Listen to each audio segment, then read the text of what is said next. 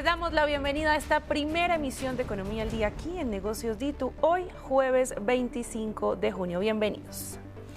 Iniciamos con los dos datos. La selección de Haití volvió a gritar un gol en un mundial tras 52 años de sequía. La anotación fue de Lenny Joseph. Y de acuerdo con un informe de Fortune Business Insight, el mercado global de aguacate se encuentra en una fase de expansión acelerada, con una proyección de crecimiento que lo llevará a los 18.500 millones de dólares registrados en 2025 a 35.000 millones de dólares para 2034. Hoy estaremos hablando del plazo que están dando las aerolíneas. Del 24 de junio al 2 de julio es ese tiempo estipulado que tienen varias aerolíneas para realizar cambios en los itinerarios hacia Venezuela a raíz de los terremotos registrados en la jornada de ayer. También hablaremos de los 5,1 billones de pesos que fue el recaudo que tuvo la emergencia económica con corte a mayo.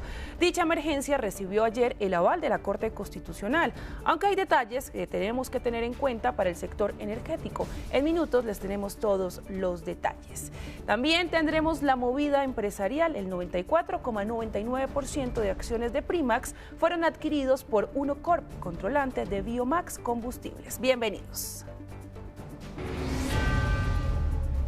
Iniciamos con los indicadores económicos. El dólar se ubicó en 3.433 pesos según CETICAP. Subió 4 pesos con 68 centavos. La tasa representativa del mercado es de 3.428 pesos con 32 centavos. Ahora hablemos del petróleo de referencia Brent, que se cotiza en $73 con 39 centavos. Cayó 35 centavos de dólar, estaba en $73 con 74 centavos. Mientras que la carga de café se cotiza a 2.165.000 pesos, subió 15.000 pesos, estaba en 2.150.000 pesos. Iniciamos esta emisión de Economía al Día hablando del decreto de emergencia económica que recaudó 5,1 billones de pesos entre abril y mayo. Al respecto, la Corte Constitucional declaró que no tendrá validez algunas medidas relacionadas con la atención de la crisis financiera de las empresas de servicios públicos de energía eléctrica y el riesgo sistemático para la continuidad del servicio público domiciliario de energía en el territorio nacional. Hablaremos de este tema con Alejandro Castañeda, presidente de ANDEC. Presidente, muchas gracias por acompañarnos. Luisa, buenos días. Un saludo para ti y todas las personas que nos ven.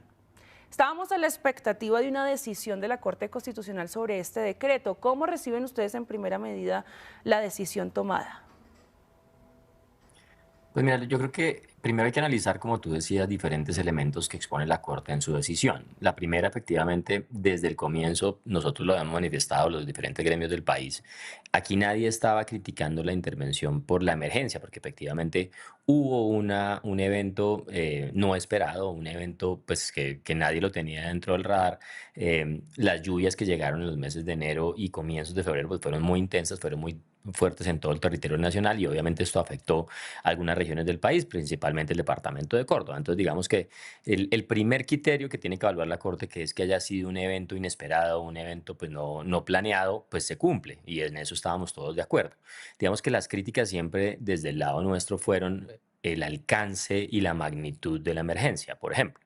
Y que es uno de los elementos que menciona la Corte en su decisión, y es, señores de Hacienda, ustedes tienen que revisar muy bien cuál es el valor efectivamente de la emergencia. Con un valor de servilleta que sacó el ministro de Hacienda de la manga, uno no puede tomar la decisión de imponer unos impuestos a todo el sector empresarial colombiano, porque pues obviamente genera unas afectaciones desde el punto de vista tributario muy grandes. Entonces, pues ese es uno de los llamados de atención que hace la Corte, es decirles, mire, por ahí no es la cosa, por ahí no, digamos, usted tiene que ser muy cauteloso y muy cuidadoso en establecer efectivamente qué cantidad de recursos necesita. Cuando nosotros nos manifestamos como gremios en su momento, dijimos, mira, aquí lo que va a pasar es que los 8.6 billones de pesos que decía el ministro Ávila que iban a ser necesarios, pues muy posiblemente iban a una cantidad de programas y proyectos que nada tenían que ver con la emergencia. Y ese es el segundo punto que dice la Corte. Esos recursos no pueden ser destinados sino a los 121 municipios que fueron sujetos de emergencia. Es decir, yo no puedo coger recursos de esos 5.1 que estábamos hablando ahorita, o que tú mencionaste, de los 5.1 de recaudo del punto de vista patrimonial por el impuesto a patrimonio, para meterlos dentro del presupuesto general de la nación y comenzar a hacer una cantidad de actividades no enfocadas en atender una emergencia que fue decretada y que fue validada. Entonces, es el segundo elemento importante. Y tercero, como tú lo mencionabas también, en el tema de servicios públicos es muy claro porque dentro del desarrollo del mismo decreto se justificaba unos montos de recursos importantes para poder atender las necesidades, digamos, en el fallo, por ejemplo, en energía eléctrica, que según el gobierno era muy grande la necesidad desde el punto de vista de reparar redes y torres de energía. Y al final del día, Afinia, que es el distribuidor de energía eléctrica en la región Caribe, y principalmente los departamentos de Córdoba, Sucre, Cesar y Bolívar, pues dijo, mire, yo no, pues, las afectaciones son normales, aquí no hay nada extraordinario, aquí no hubo unas afectaciones gigantescas, entonces pues tampoco se pueden destinar recursos a, digamos que a cambiar toda la red de estos departamentos, pues porque no es el objetivo de la emergencia. La emergencia tiene que ser dirigida y destinada a los municipios a los cuales fueron tocados y afectados por la emergencia, y en ese orden de ideas enfocados a recuperar efectivamente los daños que se causaron, nada más distinto a lo causado. Sí, presidente, precisamente quiero ahondar en este punto del sector energético, del sector eléctrico. ¿Qué dijo la Corte que no se va a poder implementar con base en este decreto y que los involucraba a ustedes?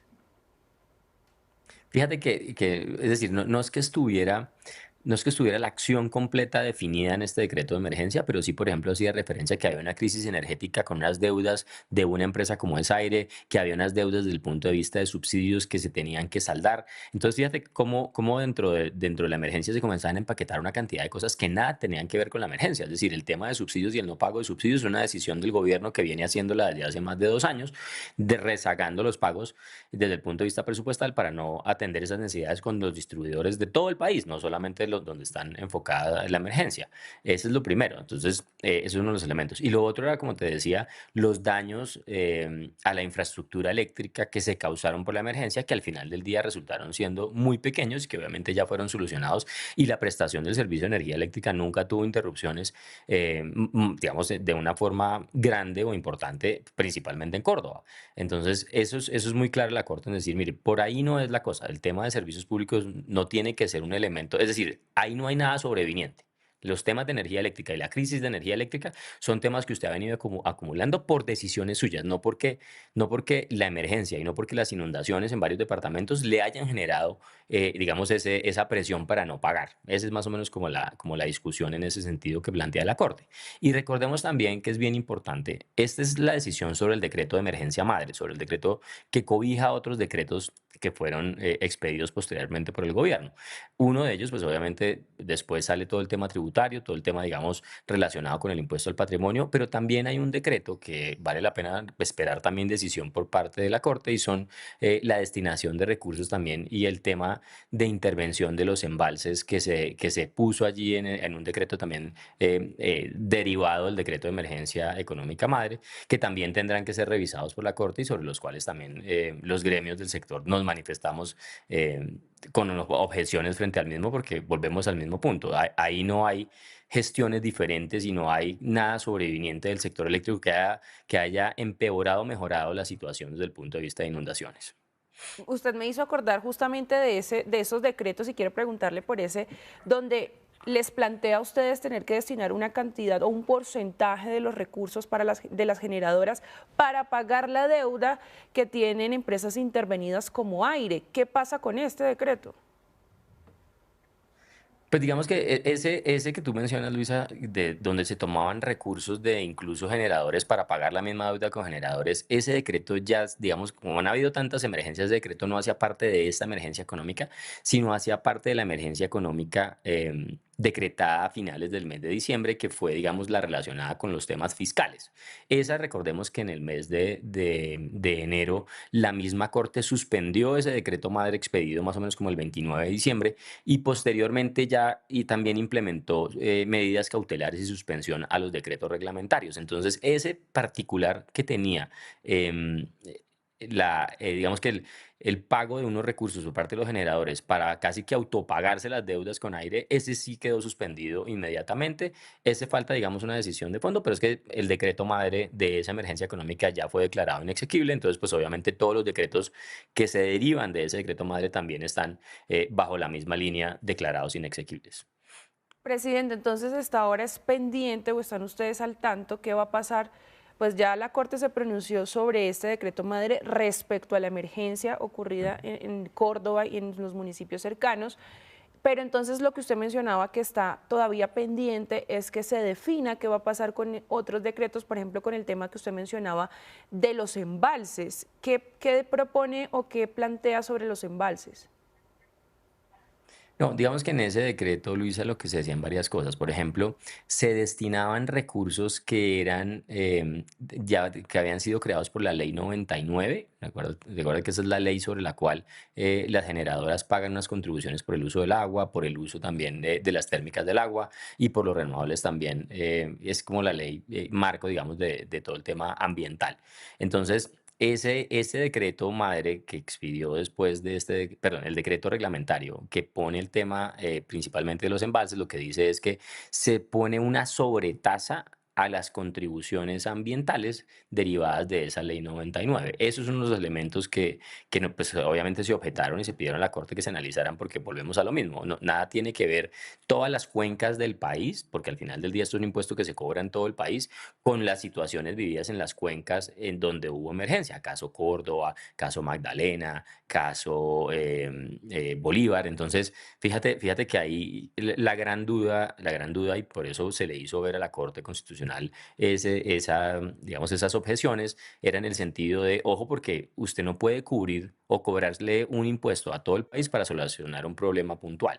Ese es uno de los elementos que estuvo allí. Y también recuerda que dentro de ese mismo decreto se establecían unos límites de embalsamiento o desembalsamiento, es decir, de qué tanta agua yo podía guardar o dejar seguir en la utilización de mis embalses, también en las cuencas de influencia de la región de Córdoba, principalmente, y obviamente en todas las cuencas que tuvieran que ver con los departamentos afectados, pero allí pues también está en la duda como te decía, esos mecanismos no mejoraban ni empeoraban la situación de emergencia en los departamentos. Entonces ahí también hay objeciones. Entonces estamos, como tú dices, a la espera, ya que la Corte entre a analizar cada uno de los decretos reglamentarios y ver cuáles esos decretos reglamentarios de la emergencia madre quedan en pie y no quedan en pie. Presidente, quiero aprovecharle, pues usted mencionando el tema de los embalses, la capacidad de llenado. ¿Cómo estamos? Vi que usted también tuvo una reunión con el Ministerio de Minas y Energía para ver todo el tema del fenómeno del Niño. ¿Cómo avanzan estos temas en el país? ¿Cuál es la condición que tenemos hoy en día? Pues Luisa, mira, la situación sigue siendo crítica, a pesar de que los embalses hoy en día están en el 75% de su nivel útil, es decir, la cantidad de agua almacenada es el 75% de llenado. Pero es que el riesgo no es hoy, el riesgo que tenemos como sector eléctrico es que tengamos racionamientos en abril, mayo del próximo año. ¿Por qué? Porque lo que va a hacer el fenómeno del Niño es que nos va a quitar las lluvias del segundo semestre y pues todavía no tenemos, efectivamente, hasta que no estemos parados en septiembre, octubre, noviembre, no sabremos qué tanta agua nos va a llegar a los embalses y con qué tanta agua vamos a arrancar el verano que comienza normalmente en Colombia en el mes de diciembre y se extiende hasta el mes de marzo. Entonces, eso todavía ahí genera cierta incertidumbre. Por eso, pues, obviamente, las reuniones con el Ministerio de Minas y Energía para tratar de mirar qué medidas alternativas se pueden tomar. Y principalmente una, que es la que nos tiene a todos estresados, y es el riesgo financiero que tiene el sector eléctrico en este momento. Las deudas de aire ya suman 2.5 billones de pesos. De esos 2.5 billones de pesos a los generadores eléctricos térmicos nos están debiendo 1.7 billones de pesos. Y para que la gente tenga una referencia, comprar los combustibles para tener prendidas las plantas térmicas en su totalidad un mes nos vale más o menos 1.5 billones de pesos. Y obviamente los anuncios que había hecho el presidente Gustavo Petro, irresponsables e ilegales, hace ya 10 días, pues nos tenían a todos muy nerviosos en el sentido de que pretendían liquidar la empresa Aire. Y obviamente ahí no hay un plan B, ahí no hay una estructura, ahí no hay unos acuerdos de pago con todos los acreedores. Entonces, pues obviamente eso puso muy nervioso al sector financiero, a los bancos, que son los que al final del día nos están soportando hoy con con créditos de capital de trabajo y obviamente con los créditos que tenemos en el día a día con ellos para poder seguir sosteniendo la operación mientras el gobierno asume y paga la deuda de estos 2.5 billones de pesos. Entonces, la situación, como te digo, hoy en día es relativamente buena desde el punto de vista de nivel de embalse, pero falta ver muy bien qué pasa en el segundo semestre. Y obviamente desde el punto de vista financiero, sí, este gobierno pues se raja y totalmente va a dejarle un problema grandísimo, un problema de 2.5 billones de pesos al entrante gobierno, que es la deuda de aire, sumado a eso 1.2, 1.3 billones de pesos en subsidio que tendrán que salir del presupuesto o mirar el gobierno cómo financia esa deuda con el sector eléctrico antes de arrancar la época crítica del fenómeno del Niño, que va a ser a partir de los meses de septiembre, octubre de este año. Claro, y precisamente eso que usted trae aquí a esta conversación, ya en este gobierno no fue que se pusieron al día con esta deuda, ya le toca al otro gobierno asumir esta deuda, mirar de dónde saca los recursos, ya se vislumbra algún tipo de solución con el gobierno entrante o se ha entablado algún tipo de diálogo de lo que podría pasar, si se podría solucionar este que es uno de los principales retos que debe asumir el próximo gobierno. Yo creo que importante obviamente los mensajes, es decir, claramente hemos tenido reuniones con los equipos programáticos del presidente electo Abelardo de la Espriella, nos hemos reunido con su vicepresidente José Manuel Restrepo, él tiene muy mapeado y muy en la línea obviamente esta preocupación, la difícil situación que tiene la región Caribe por esta intervención de la empresa Aire y obviamente las consecuencias nefastas que puede tener una mala decisión desde el punto de vista de qué hacer con esa compañía y obviamente pues cómo tratar de llegar a un acuerdo con todos los acreedores para dar algo de certeza. ¿Y qué es esto? Por eso digo que es importante el tema de los mensajes. Al final del día, Luisa, nosotros lo que estamos haciendo es apalancándonos y consiguiendo recursos con la banca comercial, con los bancos para poder seguir con nuestra operación en el día a día mientras el gobierno nos paga. Importante que el nuevo gobierno, incluso desde ahora, ya una vez electo y ratificado y validada su elección, pues obviamente importante que comiencen a decir, mire, está esta deuda y nosotros la vamos a asumir, porque eso obviamente calma los mercados, va a calmar obviamente a los bancos y nosotros podemos seguir teniendo relaciones con ellos mientras se estructura un acuerdo de pagos que sea lo suficientemente bueno y robusto para ambas partes y con esto pues obviamente solventar la situación en la región Caribe, por lo menos en términos de deuda. Y lo otro que también hemos hablado con ellos es qué hacer en el día a día hacia adelante para buscarle una solución estructural, pero también para que Aire cuente con los recursos necesarios en el día a día para pagar sus obligaciones ante el mercado de energía eléctrica. Presidente de ANDEC, Alejandro Castañeda, muchas gracias por acompañarnos aquí en Economía, el Día de Negocios DITU y por expresar esa postura que tiene el sector energético. Muchas gracias. A ustedes, como siempre, muy amables por la invitación. Buen día. Y cambiamos de tema porque después del fuerte terremoto que sacudió a Venezuela el día de ayer, la Aeronáutica Civil de Colombia activó un plan de contingencia para brindar respaldo técnico al país vecino. La Aerocivil anunció la coordinación operacional entre Región de Información de Vuelo de Barranquilla y Bogotá para que las aeronaves que requieran desvíos o asistencia puedan utilizar los servicios de navegación y el espacio aéreo colombiano de forma segura. Julián Ríos desde el Aeropuerto Internacional El Dorado, ¿qué más detalles se conocen y la situación que se vive en este momento allá? Hola compañeros, muy buenos días. Mire, me encuentro en el Aeropuerto Internacional El Dorado. La aerolínea Avianca ha cancelado 4 vuelos Caracas, Bogotá, Caracas, Bogotá. Ha cancelado estos vuelos debido a la emergencia que se está presentando en el vecino país frente a este grave terremoto que se ha registrado. Los viajeros, los turistas y los ciudadanos venezolanos que pretendían viajar a Venezuela han tenido que suspender, aplazar estos viajes, han llegado aquí al Aeropuerto Internacional El Dorado. La aerolínea les está colaborando.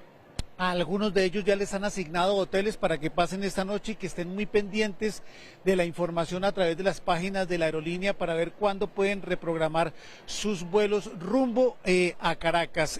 Han dicho que también están muy atentos aquí todos estos viajeros a todas las ayudas que les está brindando la aerolínea. Mire, este es el módulo de otros servicios.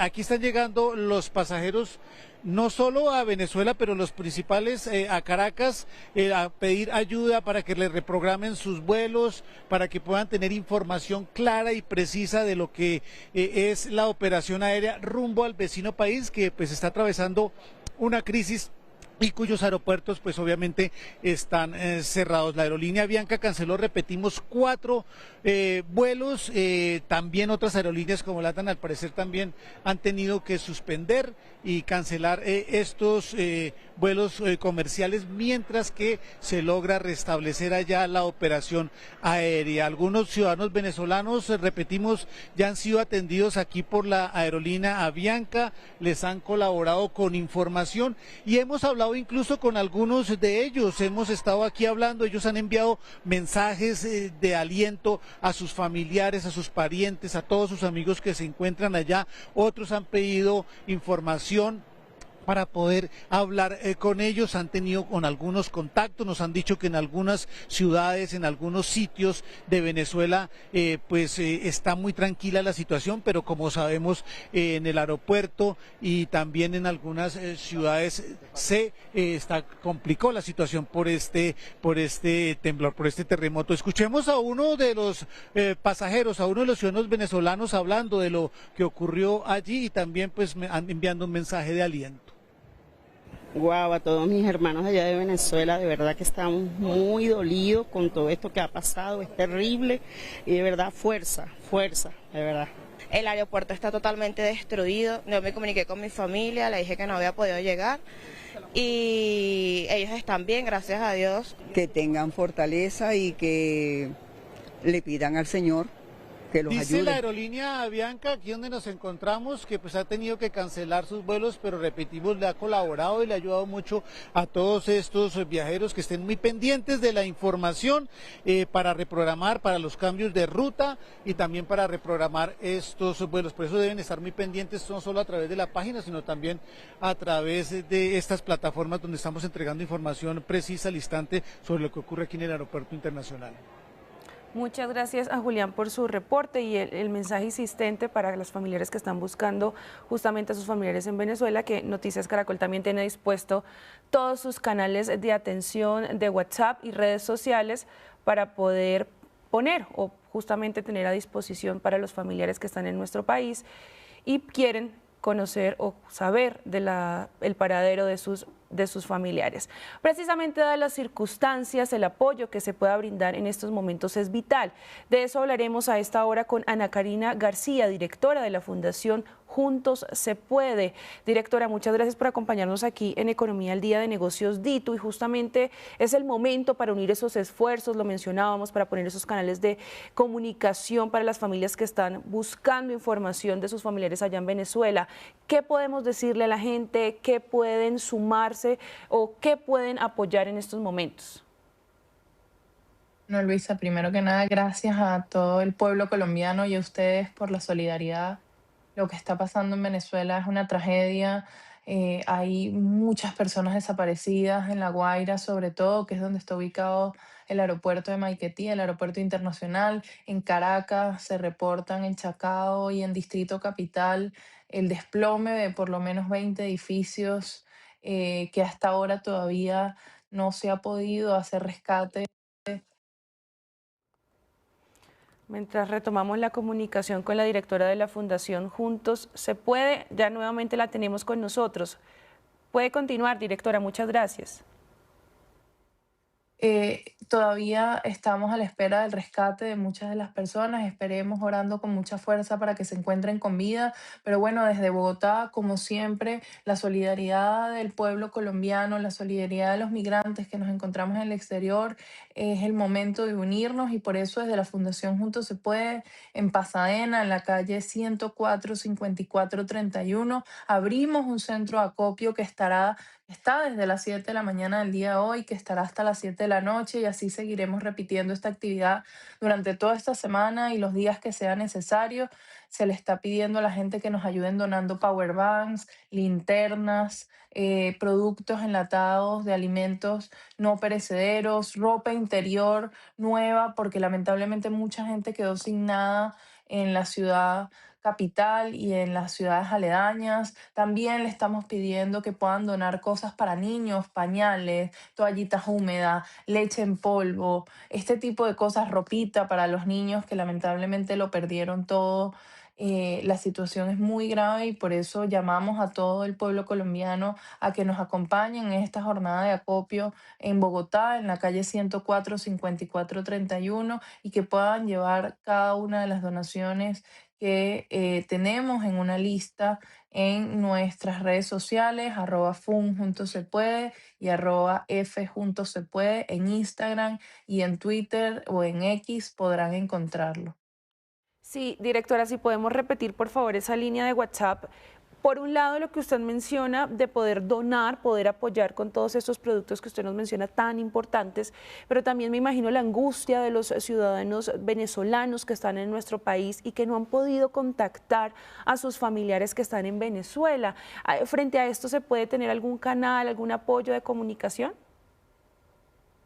Y mira, hemos establecido nuestro número de WhatsApp, que es el 322-514-2181, para que puedan por ahí tener el apoyo de nuestro equipo, que va a estar abocado a través de los mecanismos que ya se establecieron, a buscar a las personas que no han logrado tener contactabilidad con sus familias en el exterior.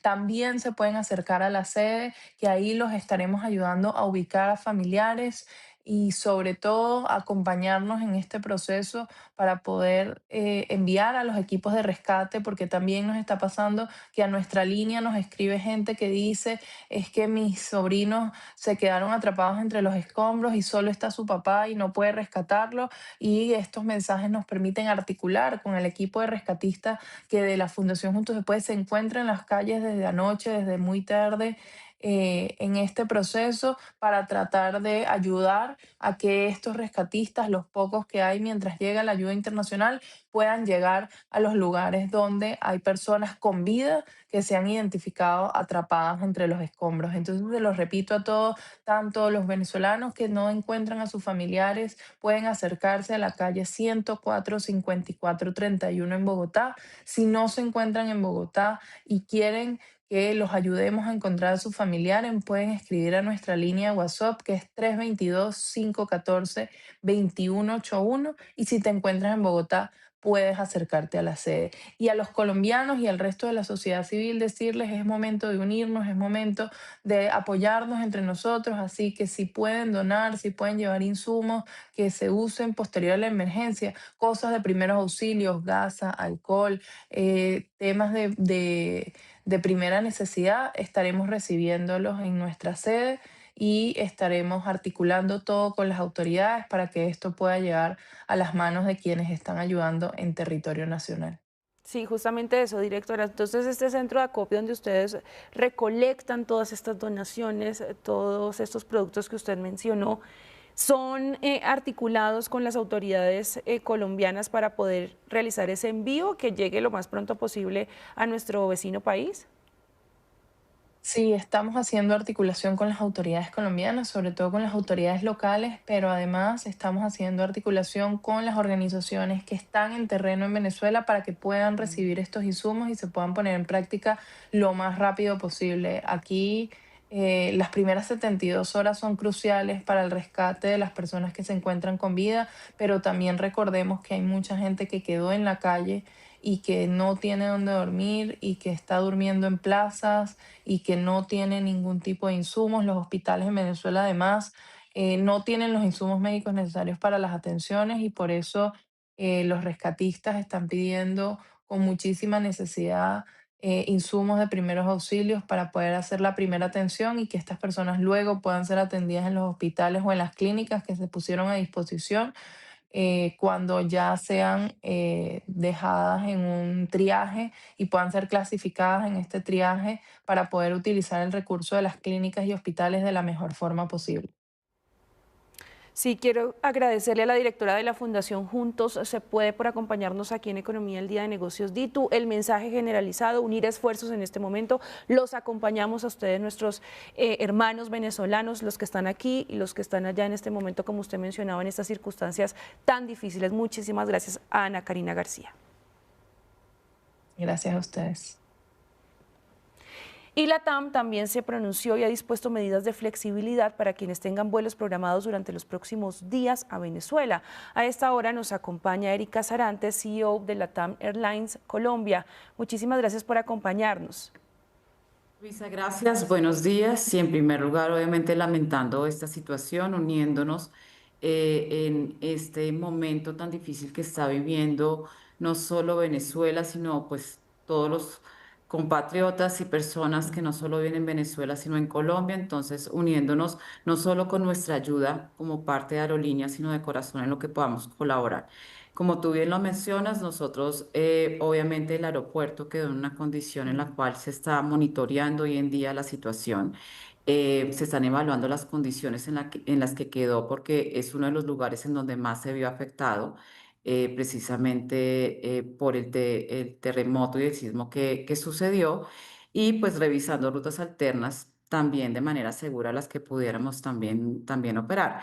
Yo creo que parte del apoyo que estamos ofreciendo son estas flexibilidades a nuestros pasajeros, tiquetes entre el 25 de junio y 1 de junio que podrán optar por alternativas diferentes, obviamente sin costo, devolución de etiquetes sin penalidades, cambios de rutas y destino que estamos ofreciendo a través de Cúcuta, que hemos visto que también es una facilidad importante para nuestros pasajeros y cambio de viaje pues de su fecha original hasta 7 días después de su fecha original. Y te diría que esto estamos haciendo desde el punto de vista de la operación y de los vuelos que estamos operando nosotros de manera regular a Venezuela. Pero adicional también nosotros hemos activado nuestro avión solidario, el avión con el cual nosotros atendemos y acompañamos como la TAM catástrofes naturales como las que se están viviendo en este momento en Venezuela. En este momento estamos coordinando el traslado de bomberos y equipos de rescate provenientes de Chile que van a apoyar precisamente la atención de la emergencia. Y también estamos en coordinación con la Cruz Roja de Bogotá para estar listo para todos los apoyos humanitarios que se requieran en la emergencia, poder llevar estos insumos básicos que se necesitan, alimentos, cobijas, que sabemos que van a ser muy requeridos en este momento con la contingencia que se está viviendo. Entonces, te diría que un apoyo por parte de la TAM, no solo con nuestras flexibilidades para los pasajeros que están siendo afectados por este fuerte sismo en Venezuela, sino también el apoyo que estamos suministrando a nivel de nuestro avión solidario desde el punto de vista humanitario en las facilidades que podamos otorgar en este momento.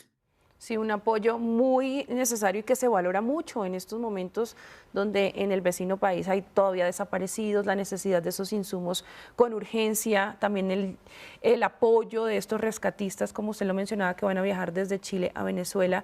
Y bueno, quiero también preguntarle ¿cuántas frecuencias tienen ustedes a la semana hacia Venezuela para las que aplica toda esta flexibilidad? Nosotros tenemos un vuelo diario. Y como te mencionaba ahora, estamos precisamente haciendo un monitoreo y un seguimiento permanente de cómo está la situación del aeropuerto para tomar medidas hacia adelante de manera segura para nuestros pasajeros, evaluando las condiciones que nos permitan retomar la operación o de lo contrario, pues ampliar estas flexibilidades que les estamos dando a nuestros pasajeros. Sí, en este momento, si hay alguna persona que va a viajar o que tiene un vuelo con ustedes, con la TAM hacia Venezuela, debe llegar al aeropuerto y allá se le brindará como el acompañamiento, la asesoría que se le brinda a los pasajeros cuando llegan buscando justamente alguna alternativa. Claro, nosotros estamos invitando a los pasajeros inclusive a que autogestionen ellos mismos inclusive su cambio de vuelo por medio de nuestros canales oficiales, incluyendo nuestra página web, nuestro sistema también de app móvil o por WhatsApp, pero como tú mencionas, pues igual también tenemos toda la posibilidad de que si un pasajero nos llama o tiene alguna complicación o no tiene claridad, pues lo vamos a estar atendiendo y dándoles todas las alternativas que tenemos en este momento disponibles para que pueda o cambiar su vuelo o tener la devolución de su dinero sin ningún tipo de costo. Y usted también mencionaba algo muy importante, Erika, y es que están evaluando algunas posibles rutas alternas.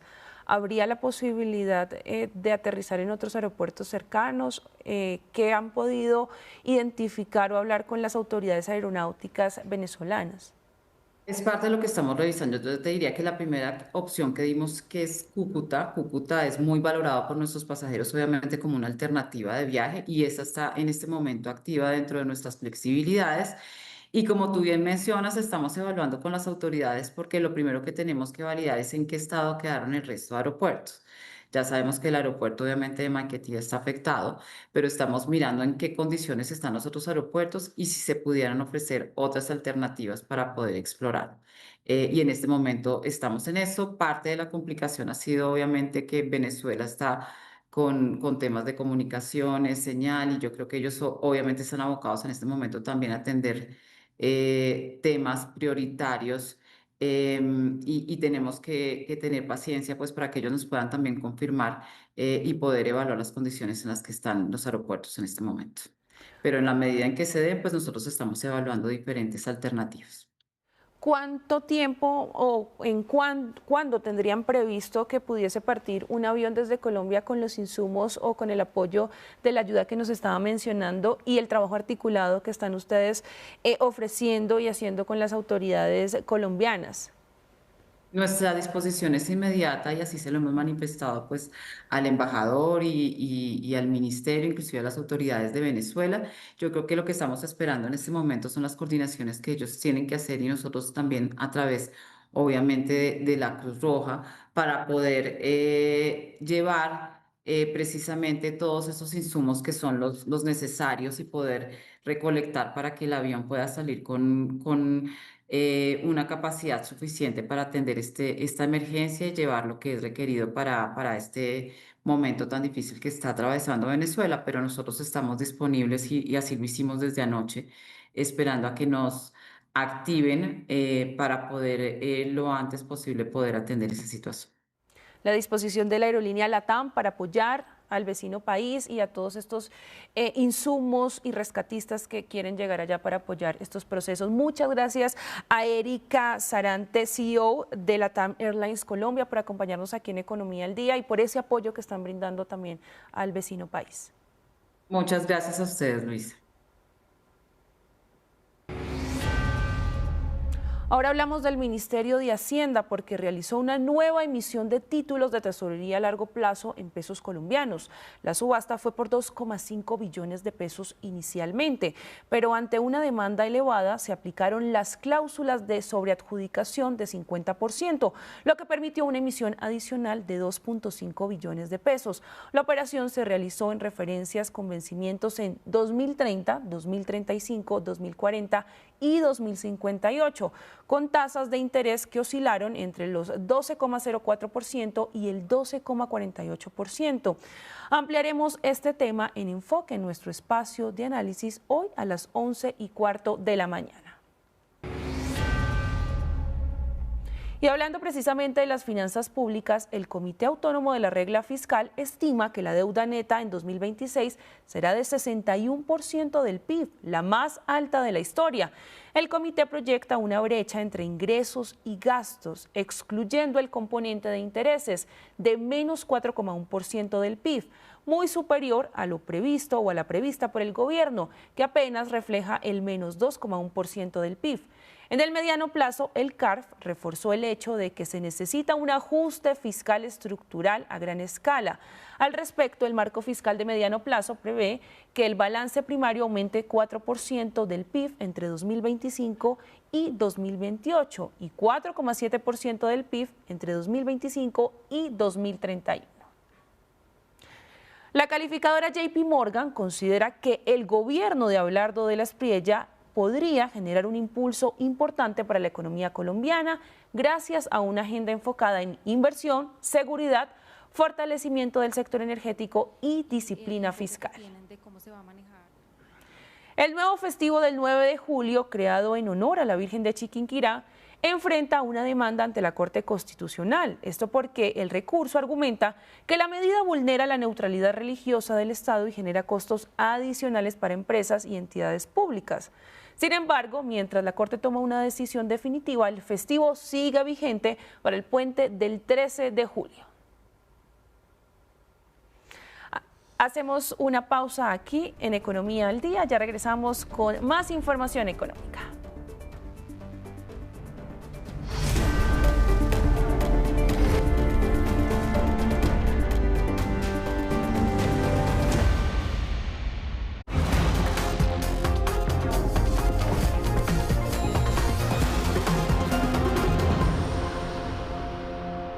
Gracias por continuar conectados con nosotros. Ahora hablamos de las noticias internacionales, porque el precio del petróleo cayó más de 4% y alcanzó su nivel más bajo desde el inicio de la guerra en Medio Oriente. Esto se debe principalmente por la disminución de las tensiones geopolíticas, la mejora del tránsito por el estrecho de Hormuz y la expectativa de una mayor estabilidad en el suministro global del crudo. Vertex Energy anunció una nueva inversión en su refinería de Mobile, Alabama, con el objetivo de fortalecer la producción de aceites base de alta calidad para la industria de lubricantes en Estados Unidos. El proyecto permitirá incorporar una capacidad adicional de 6.000 barriles diarios de aceites base del Grupo 3, utilizados en la fabricación de lubricantes de alto desempeño para el sector automotor e industrial. La compañía asegura que, sumado a su capacidad actual, la expansión la convertirá en el mayor productor de aceites base del Grupo 3 en Norteamérica.